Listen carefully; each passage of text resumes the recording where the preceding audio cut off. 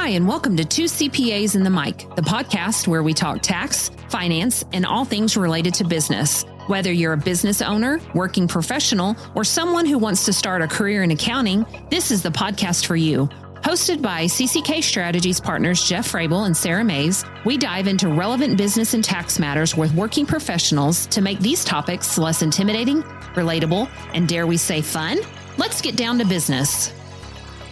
Welcome to this week's episode of Two CPAs and the Mic. We are here to cover relevant business and tax topics, but do it with straight talk, practical information, and without all the jargon and stuffiness that generally comes along with our industry. As always, I am Jeff Frabel. I'm a partner at CCK Strategies, and I'm here with my amazing co-host, Sara. Hi, Sara. Hey, Jeff. I'm Sara Mays, and I'm also a partner here at CCK Strategies. Well, you know, KP usually joins us, but she's not here today. She's not here today. We miss her. We're down a man or a person, I guess I should say. Yes. She's got some family things going on today as we're recording, but it's a good day. It is a good day. A good rainy day here in Tulsa. It is raining in Tulsa, Oklahoma, and we share that these don't go out right away. There is a little bit of a delay, but it's August today. Yes. And it is warm, and we never get rain in August, but we got a lot of good rain this morning. So almost felt like fall.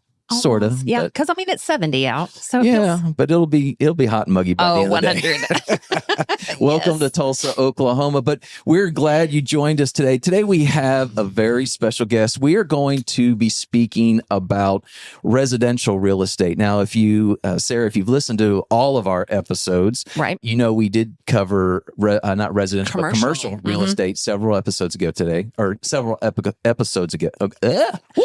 Several episodes ago. You got your tongue there. I got my tongue tied there, so we're not stopping. No, we're not. But today we're covering residential. Yes. And we're going to do it with somewhat of a little bit of an international flair. So it's not just your local market, Tulsa, Oklahoma stuff we're going to be talking about. Right. But we're going to open it up to some national stuff, some international stuff. So you definitely want to be listening. But Sara, why don't you go ahead and introduce today who's on the mic?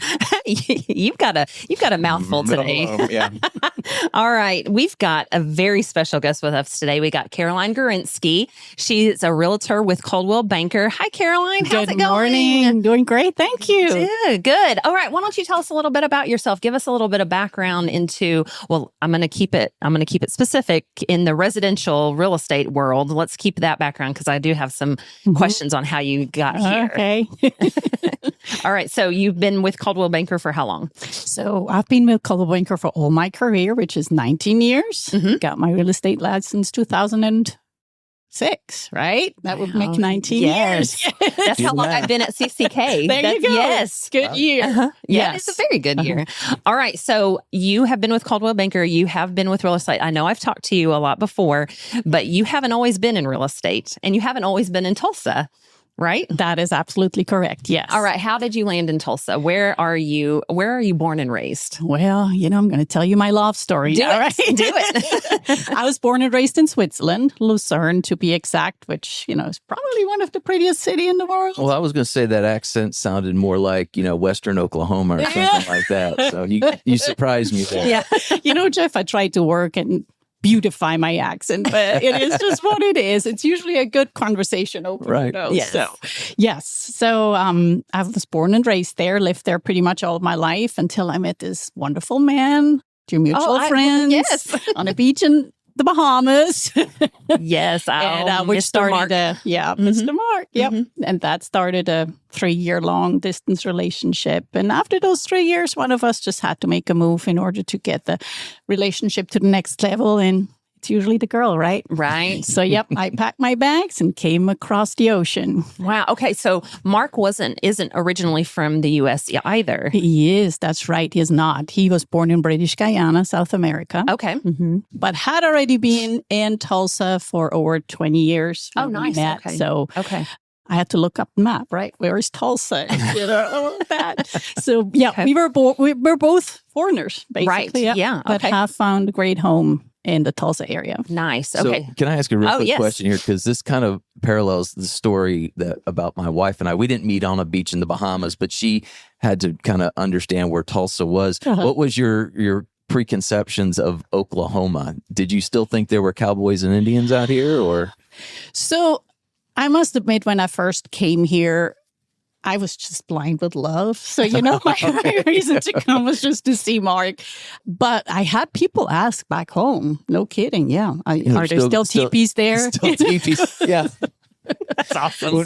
When my wife came out here in about 1991, 1990, that's kind of what the impression was before she started kind of researching. So was just wondering. Yes. Yeah. Okay. Well, before we really get into residential real estate, we got to talk about, so when you guys were dating for those 3 years, long distance, did he always fly over there to see you, or did you guys kind of meet I don't know what the middle is. The ocean.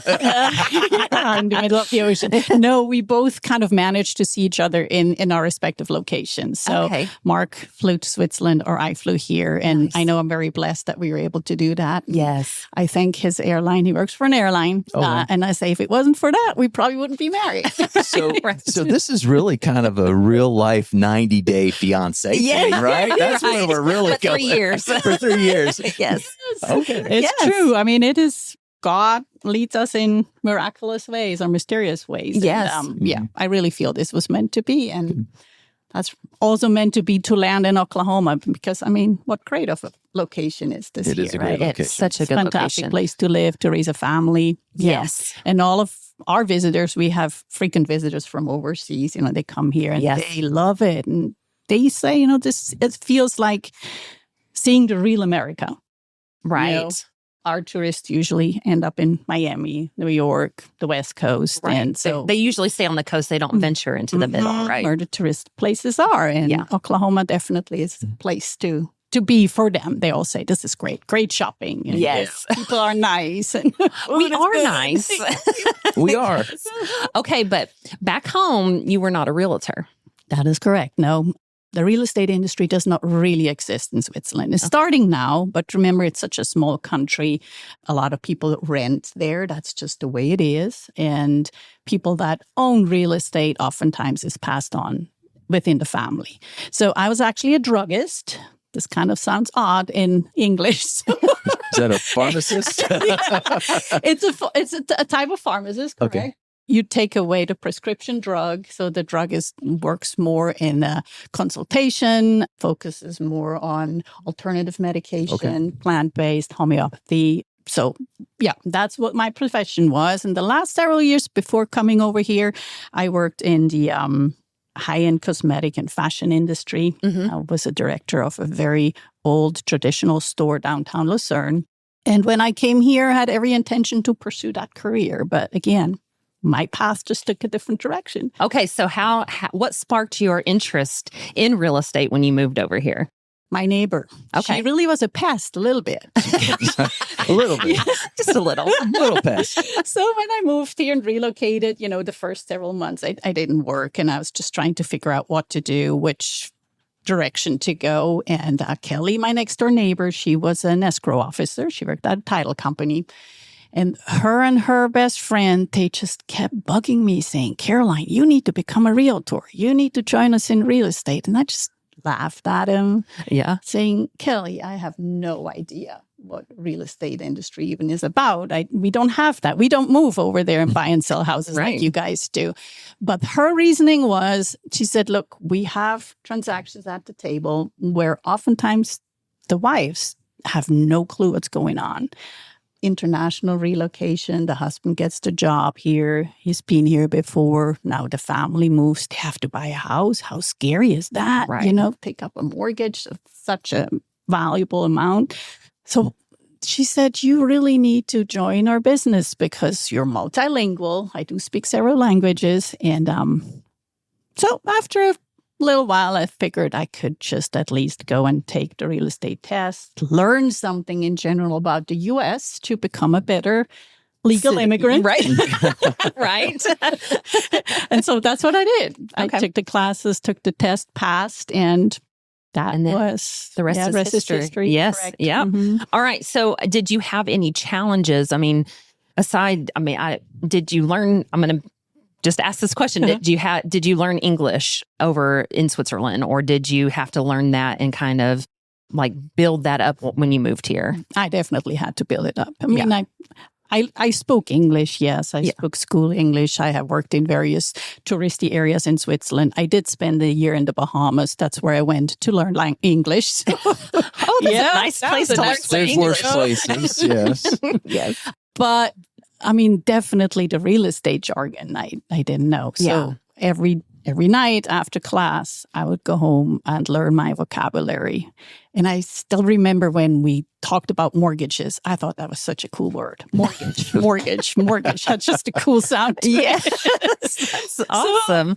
And to this day, Sarah, I learn, and well, we should all make up words, and my friends tease me about certain words that I still don't pronounce correctly. I do that. I do that. Okay, so what other challenges or barriers did you have coming into the real estate industry? Or was it pretty smooth aside from the language barrier? Yes, I would say it was pretty smooth. One thing I really appreciate about our local real estate industry is that there is not a whole lot of competition. I mean, don't get me wrong, there's about 5,000 realtors in the greater Tulsa area. So obviously we compete for each other's business, but at least in our brokerage, everybody helps each other. So when I first came on board, there were colleagues at the office and they all offered their help. They say, look, if you need help with this, come to my office, come along with me and, learn the things. And that was what really drove it home to me. Like, gosh, people here are so nice. They actually help each other. They're not just worried about, you taking away their business and whatnot. Right. So it's definitely learning by doing, right? To this day, after almost 20 years in the business, you still learn every day. Yeah. But that's just like you guys, right? Right. Tax that is exactly right. And I was going to say that what hit home there with that comment was when someone starts new with us, especially if they're entrepreneurial and they want to build a book of business, that's the attitude that all of the contacts here have is, hey, if you need help, if I need to go out with you, if I need to help bring you through this process, I'm happy to do it. And it's because we kind of are eat what you kill as far as you build your book. And so, but it's you never really have to worry about someone taking something or kind of going behind your back. Yes. It's a teammate approach. And that's kind of what you experience there as well. Yep. So yeah, we know exactly what you're talking about. Great. And I have that feeling here, in the holy halls of CCK. Hollowed walls of CCK. See, that's where I just made up with you. We should put a sign up. You're entering the hollowed walls of CCK. So I don't know if I can ask this question. And if not, I guess we'll edit it out. But are you a citizen? Are you a resident alien? What's your status then? I am a citizen. Okay. I have dual citizenship. Yes. Okay. And how long ago did you do that? 7 years ago. Okay. Yep. I hear that process I think the joke in our house is if we had to take it, we would probably fail because there's a lot of questions that you have to go through that are just not really common knowledge as a born citizen. So congratulations on that process. Thank you. Yeah, that was exciting. And I feel very honored to have that blue passport along my red one. And today actually is the Swiss national holiday. So my motherland's birthday is today. Oh, wow. Yep. Okay. Yes. So this is a great day to be on the show. Darn, we should have released today. Clarence, how quick can you turn that around? All right. So how has you were a druggist. Back home, how does that background influenced and helped with your client interactions here in the States, working with people trying to buy a residence? I have a friend that has once told me that I'm just a born salesperson. As a matter of fact, my boss in the Bahamas, he used to say, you can sell sand to an island boy and ice to an Eskimo. I don't know if that's good or bad. But when I meet with clients first that want to sell a house, I always tell them, tell me whatever you know, love, dislike about your property. Why did you buy it? Because the more items I know about the property, the more information I have to sell it, right? Mm-hmm. And I also think selling of a house in the first place often has to do with the realtor that's taking clients there. So that's what I try to do. Before someone shows a property of mine, if I can, I try to reach out to that realtor and just tell them some items about the property to really point out. And I think that gets them excited before they open the door and show it to their clients. So a sale is a sale, whether you sell a medication or a nice pair of shoes, a purse, a cologne, it's about getting your clients excited about what they're about to get, or helping them just get the best proceeds, right? Right. So that certainly has helped me a lot. Empathy. Oh, yeah. I've led a pretty extensive team of ladies. That helps, right? Mm-hmm. It's not just about you, it's about the team. And same thing with buying or selling real estate. It's a teamwork. Yeah, absolutely. So that certainly has helped me. Mm-hmm. So do you have any practices or values from your background that do you feel like has given you a unique advantage of bringing that in selling real estate? I think probably referred back to the same thing that I just said. Yeah. Right? Yeah. Like you just know, you just look for that in a certain person, right? And it's, it doesn't matter what you're selling, in my opinion. Again, same thing what I did in my previous job. Did it matter whether this lady walked out with a $15 hairpin, with a Swarovski crystal on it? That was her treasure that she walked out the door with. Doesn't matter if someone purchases a $95,000 condominium or a $500,000 home. Exactly. Yeah. To them, that's really what counts. It's what they're happy with. And that's what makes me happy too. It's a success story. And yeah, it's just beautiful whenever such things happen. Nice. Okay. All right. So because you have that international experience, and do you have is your client base more leaning toward those moving overseas to the Tulsa area, or is it a good mix of people just in the area or just moving to the area from across the United States? I would say today it's a good mix. Okay. I did start my career 19 years ago with mainly corporate relocation because remember, I had just moved here. I did not have a circle of friends here. I didn't have family here like a lot of realtors. That's how they start out. So I actually went and knocked on doors in international companies here in Tulsa. And believe it or not, there are a lot of them here. We are an international melting pot. And that's how I started out. So I did really what my neighbor nudged me to do. I started out that way. I helped families relocate from Europe to the U.S. or back home. Now, after 19 years, I have a nice mix. That's beauty about being a realtor, just like a CPA, I guess, right? You start maybe with a transaction of the grandma, then her daughter purchased a house. Now the granddaughter's old enough to purchase her first home or you sell. So that's just how it gradually starts, and you grow your business clientele. Corporate relocation from international borders, I would say, probably have declined a little bit. But there's still a lot going on within the United States. And so same thing. But I do have have had quite a lot of German clients this year. And so nice. It's great. So maybe that's also word of mouth, Right, yeah. That realtor actually speaks German or French and, so. So you kind of started off cold calling international companies. How was that? What kind of success rate did you have with that?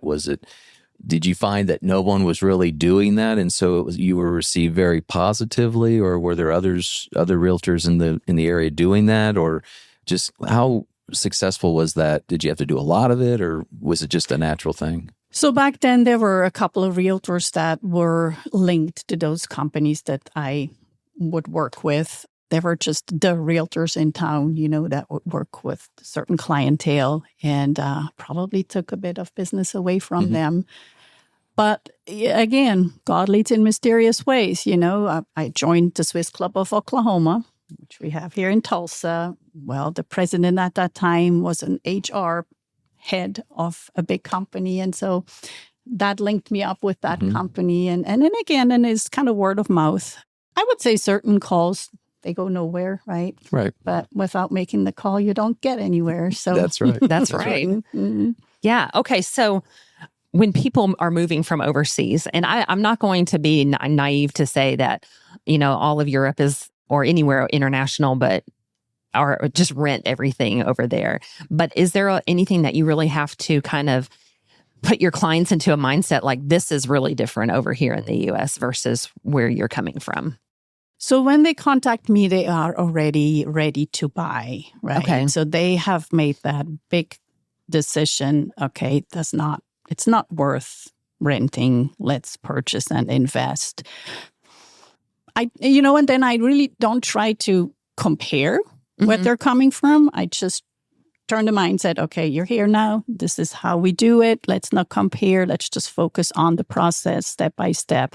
Contractual paperwork, that certainly I make sure to really go over the contract to make sure that they know what they're signing, that they're comfortable with that.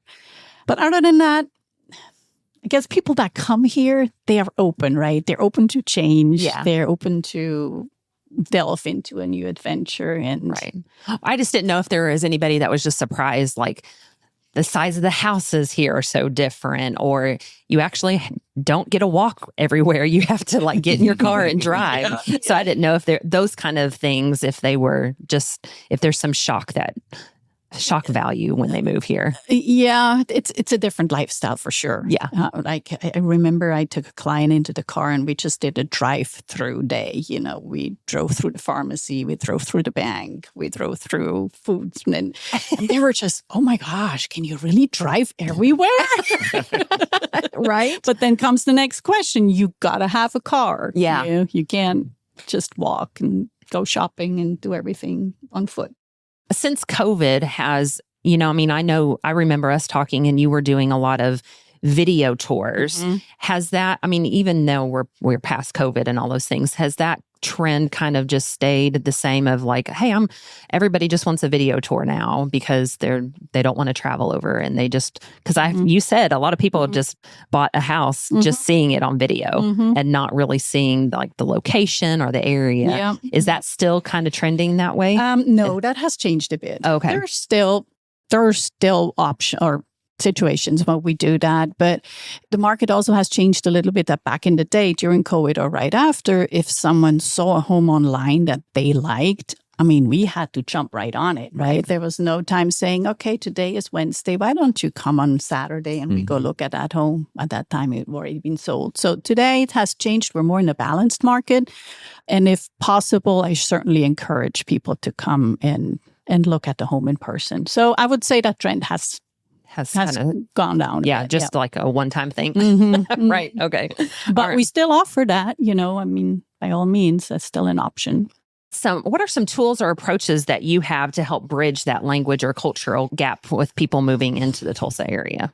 I think there aren't so many tools really, but the conversation. Okay. So I really try to be there for my clients, to talk them through, to explain our lifestyle. And a lot of times those questions or challenges just come up again through the conversation. Right. To me, that's just very important, to be there for them. Oftentimes there is a time difference, right? Even from East to West Coast here. So I tell my clients, if you lay in bed at night and some question is just bothering you, and that by, also clients that live here, shoot me a text. I will probably not reply to you at 3:00 in the morning, but that way it's off your head. Yes, and I think that's that nice. helps when you, I remember I made that transition, right? That relocation on a grand scale. And there are certainly questions that came up. That was before any social media or email or things like that. But I would just say conversation is the biggest tool. Yeah. So Caroline, you mentioned earlier that you had some impressions of Oklahoma when you came here 20 some years ago. Do you find those impressions are still the same with people, whether they're moving from overseas or from another part of the country? What are the we're not a Tulsa podcast, but what are the misconceptions that they have about this area of the country, the Midwest? That's a really good question, Jeff. So I like to say that I have different hats. Sometimes I take the realtor hat off and I put the tour guide hat on, the tourist business bureau. I think the common misconception is still that we're just this little city in the Dust Bowl. There's really nothing cool about Tulsa. It's a small city in the United States. And sometimes companies do call me and they have employees coming in for their job decision trips. And that's exactly what I hear. Pick them up at the airport or we meet at the office or wherever. And there's just a little bit of that. I'm not sure. The job sounds good, but do I really want to move my family to Tulsa? And then we drive around for a day or two. I take them to the hot spots downtown, or we drive out in the country, visit different communities, neighborhoods that they might be interested in, pick a couple of homes to look at. And Jeff, after those 2 days, 1 day, sometimes 3 days, they're energized. Yeah. They love it. They're like, man, yeah, it's a small country, a small city, but it has everything we need. Yeah. And all those little startup companies that we have here. Absolutely. Right? Tulsa, the program. Oh, I know what you're talking about. Yeah. Blank. Sorry. Yeah. There's programs. Yeah. There's programs to come to Tulsa. Yeah. To incentivize you to come here. Absolutely. Yes. So, I mean, all of that. But then you drive an hour and a half and you're up in Pawhuska and you see the buffaloes roam. And, we have so much here. Right. In such a You're short singing distance. our song, Buffaloes So Roam. when you were talking to business owners, so we may have a business owner that's listening that is maybe recruiting someone from international or something like that. When you talk to them, do you have a conversation about things that their prospective employee is going to encounter, or are they kind of clueless? They're bringing someone over. They think it's no big deal. Do you consult with them and say, no, these are the things that this prospective person is going to need to be thinking about? No, I do not get in the middle of their job assignments or hiring and whatnot. But what I tell the business owners, I tell them my job as a realtor is to take the worry off your employee's mind. So whether that employee is now moving to your location in Colorado, right? He does not need to worry that his home here gets sold. I am here at work full time from A to B until the property is sold. He has his funds in hand. So he can focus on his job there. On the same time, when they come here, I tell him it's my job to make him comfortable, to find their way home, right? So I try to take care of the stuff outside work. So spend time with their wives, their kids, find a pediatrician, best hairdresser, the nail lady. Those are all small things that we might not think are important, and that's why I kept saying, I don't think being a realtor is just a job. To me, I think it's more of a calling. Right. You need to love what you do because you impact people's lives big time. Well, what you're talking about, again, is no different than the way we are here. We tell our teammates, it's not just doing a tax return. You are doing a function, number one, that the client generally does not know how to do it. And it takes a lot of worry, a lot of anxiety off their minds so that they can focus on what makes them money, which is what you're talking about. Yep. And it just is a way to minister to people and to take care of something that is not they're not acclimated to. And so we know exactly how that feels to take care of people. And it really is, like you said, it's a higher calling. It's even my wife, she's not she's in teaching because she felt called to do that. And so that's where your personality takes over, your talents take over, and you really make yourself separate yourself from other people in the industry for sure. Yeah, it's true. It's kind of what Caleb said. I think it was your last podcast. He said, everybody is somewhat worried about the IRS, right? There's always that little thing in the back. And so this is my pitch to you guys. As a realtor, it's one of your job or makes you maybe stand out and makes you feel better if you have a circle of trusted contractors among you. Those are people that can fix houses, paint, inspectors, title ladies, lenders. Sara is that link in my network. I mean, she knows that we may have to adjust my tax strategies, right? Whether the year is going better or less than what we have projected. And that also really takes worry off my shoulders. So Mark and I know, okay, we're in good hands. The IRS will not hunt us down. And I had to make that stop after I got one of those funny phone calls, oh, this is IRS. And if you don't pay this, we're going to be at your house. And that was, I don't know, maybe 5-6 years into my stay here. And man, I was so scared. I'm like, oh goodness, I'm going to get deported because I don't pay taxes, right? Yeah. And so that's when we said, okay, we really need to trust our taxes. Well, I love how you talked about being a one-stop shop for your clients. I know one of the best sales relationships I ever had was with my what I call my car guy. And over the course of 20 years, we had purchased probably 5, 6, 7, 8 cars, as our kids grew up and all this kind of stuff. And my kids actually referred to him as Uncle Troy because if I am not a car guy. And so if something was going wrong with the car, I say, call Troy. And Troy would pick up that phone and 10 years later and solve a problem for us. And so I'm sure there's probably people out there say, call Aunt Caroline. She'll take care of it. So again, just another way to differentiate yourself. Mm-hmm. That's awesome. Yeah, that's true. All right. So what is currently, you guys were doing so great, like just connecting with each other, but I'm going to take it back to business. What is in this area? What are you seeing as like current market trends? Are we in a high? Are we in a low? Where are we at within the residential real estate world? So I would say right now we are kind of in a balanced market. Okay. And there's various ways, right, of looking at it. If my fellow realtors listening to this, they might interpret it differently. But so a balanced market, kind of what we call in our office is if there's 3 months worth of inventory out there, meaning it would take 3 months to get everything sold without new inventory coming on the market. Mm-hmm. That took some of the challenges away, right, that we had in the crazy markets. But it really is a fantastic place to be where buying or selling. So if you're selling a property, that means there are plenty buyers out there, qualified buyers that are really ready and willing to buy properties. Mm-hmm. Some of my listings still result in multiple offer situations, which is fabulous, right, for the seller side.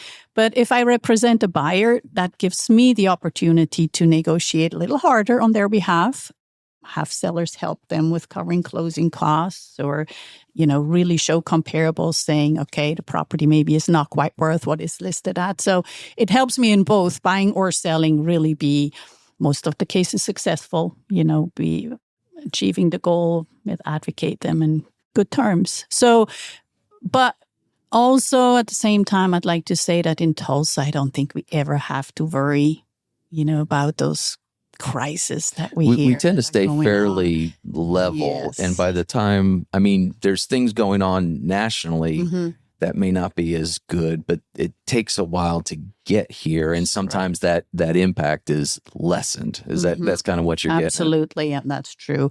Our market values, they used to go up by 4% slowly every year. They have gone up more the last couple of years. And I think that's also healthy, kind of gets us a little bit more into the national landscape. But yeah, we don't have those strict up and downs like those maybe coastal areas have or big cities, right? Where our values depreciate all of a sudden by 10s or 20 or 30%. We're just nice and even. So great place to be, great place to invest.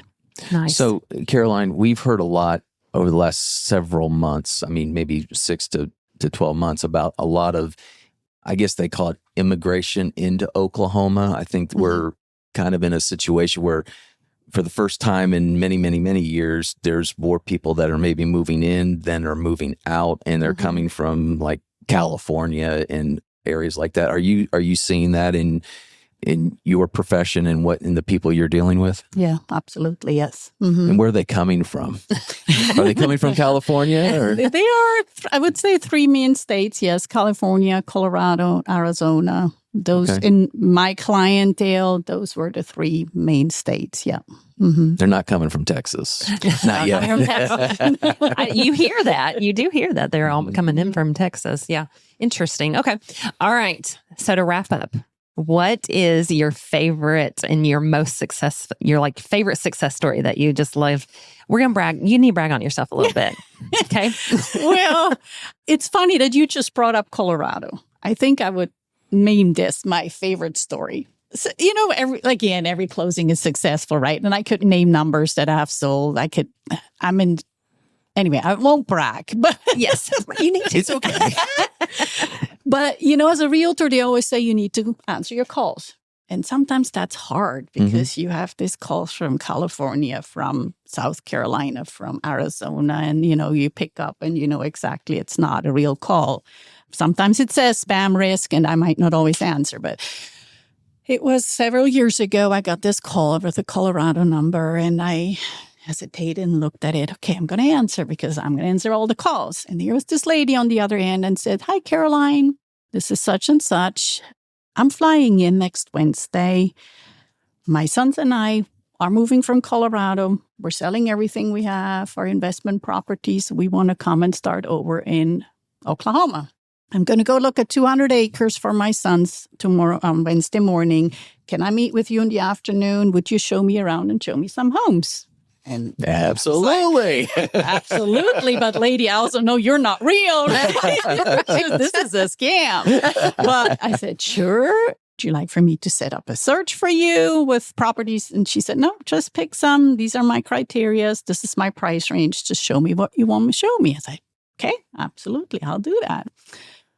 So next Wednesday rolls around. She was supposed to be at my office at noon. She calls around 11 and she says, "Well, I'm a little bit behind. I won't be there until 1.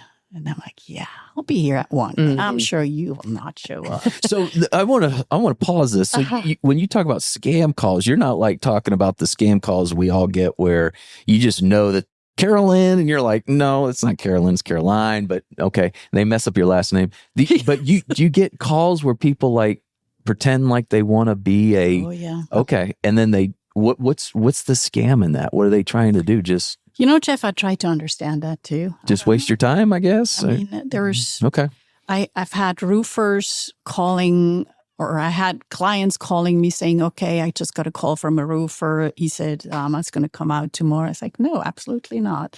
We have sellers that pretend to be sellers. They will sign a listing agreement with a realtor. Realtor puts the sign in the yard, and then the real owner calls and say, "Hey, I don't want to sell my property." Oh, So yeah, there's Okay. lots of that All going right. on. And that's exactly where the conversation piece comes in it again, right? I mean, texting is fantastic. Email is good. But Okay. if you need to talk hear- to people, Yeah. you find out. But anyway, in this particular All right, case, I back thought, to the no. story. Yeah. She's coming at She's 1 not and you're wondering if she's going to show up. All right. So 1:00 rolls around and the lady shows up. And she has become a wonderful friend of mine. She has bought a primary residence. She's bought multiple investment properties. Her sons have purchased properties. She has friends that are moving here from Colorado following her lead. Wow. And so to me, that's fantastic. I mean, Yeah. I love to tell that story because it's realtors. Pick up your phone. You never know. And then I also asked her, Jeff, I said, "So how did you get my number?" That's what I was going to ask you. You know, it was like, let me find out a little bit more. And she says, "Well, I found you online. I found your website. I researched your profile. I read some reviews, and I just thought you would be a great fit for me." And I'm like, "Okay, let's see if we." That's awesome.